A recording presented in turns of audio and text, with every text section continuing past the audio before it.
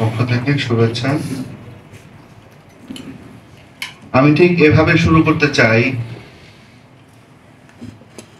Prospect has no value when performance has a little impact. আপনারা জানেন যে সরকার বিভিন্ন প্রজেক্ট নিয়ে থাকে। আমরা এতক্ষণ প্রত্যেকটা ডিপার্টমেন্টের কাছ থেকে শুনলাম এবং সকল ডিপার্টমেন্টেরই অনেক কার্যক্রম রয়েছে।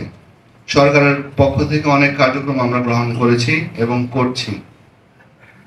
আমরা অনেক পার্সেন্টেজ শুনলাম, কিন্তু আমরা আসলে পার্সেন্টেজে বিশ্বাসী হতে চাই না, আমরা আউটকাম দেখতে চাই। আমরা দেখতে চাই কি পরিবর্তন হয়েছে।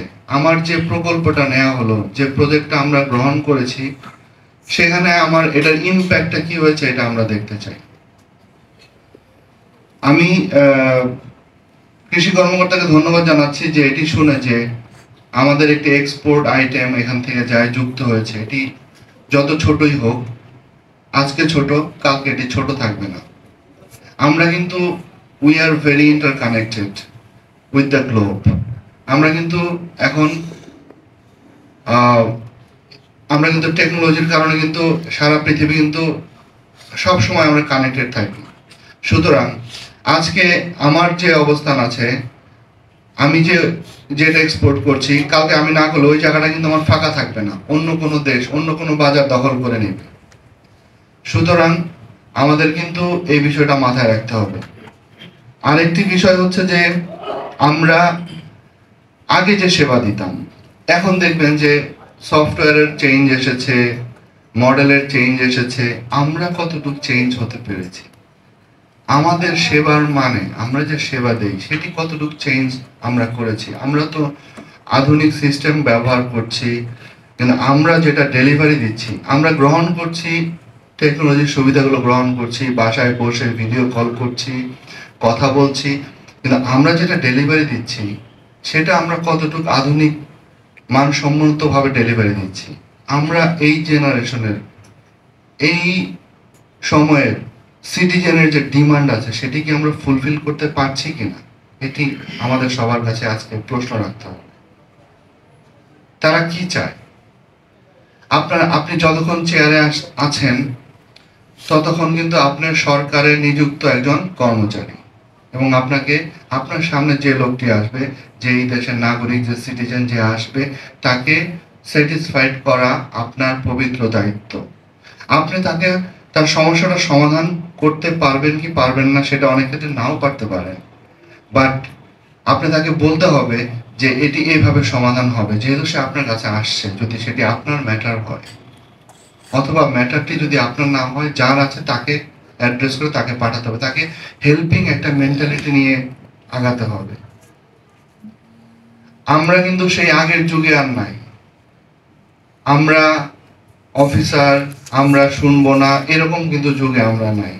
আমাদের কিন্তু তাদের যে সেবা তারা প্রত্যাশী, সেই সেবাটা সেটি যদি যখন হবে, সেই মানুষজন যখন স্যাটিসফাইড হবে, তখন ভাববো যে আমাদের এত প্রকল্প, আমাদের এত কাজ সফলতা পেয়েছে।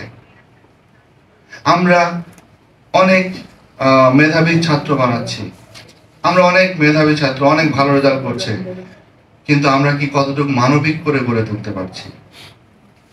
আমরা কতটুকু মনুষ্যত্ব বোধ তাদের মধ্যে দিতে পারছি? তাদের মধ্যে হিউম্যানিটি কতটুকু জাগ্রত হচ্ছে, সেই বিষয়গুলো আমাদের দেখতে হবে।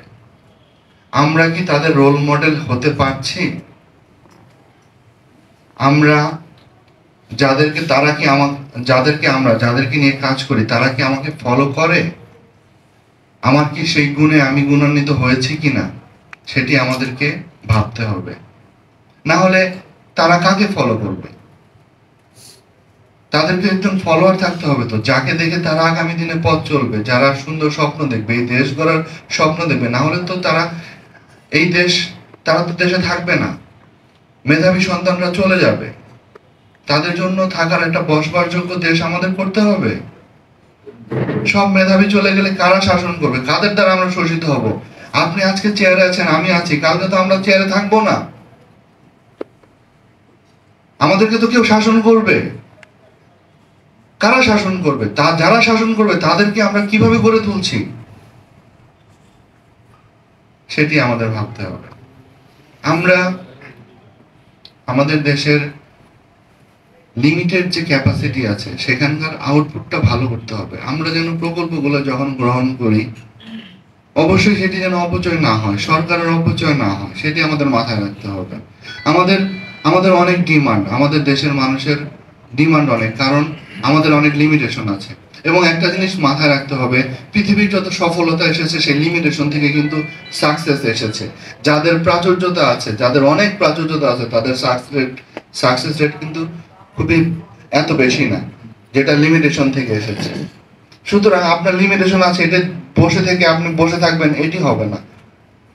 লিমিটেশনের মধ্যে থেকে কাজ করা শিখতে হবে, চ্যালেঞ্জের মধ্যে থেকে কাজ করা শিখতে হবে, চ্যালেঞ্জগুলো এমব্রেস করতে হবে। আমরা আজকে পৃথিবী টেকনোলজির দিক থেকে এগিয়ে যাচ্ছে। আমি যে মন্ত্রণালয়ে ছিলাম সেখানে কিন্তু আমি লাস্ট যে ডেস্কে কাজ করেছি 3 বছর, সেখানে কিন্তু কোনো হার্ড ফাইল নাই, একটিও নাই, একটিও হার্ড ফাইল নাই, সব কিন্তু আমরা ফাইলে। এবং আমরা সেখানে আপনারা জানেন যে উপদেষ্টা কমিটির মিটিংয়ে বা একনেকের মিটিংয়ে সমস্ত পেপারগুলো কিন্তু এভাবেই যায় এবং এভাবে ফাইলিংয়ে যায় সব। কোনো রকম কোনো পেপারলেস, টোটালি পেপারলেস, কোনো পেপার নাই, সমস্ত কিছু আমরা অনলাইন বেসড। এটা কেন হচ্ছে? এটা যুগের ডিমান্ড, আমাদেরও হতে হবে, আপনাদেরও হতে হবে।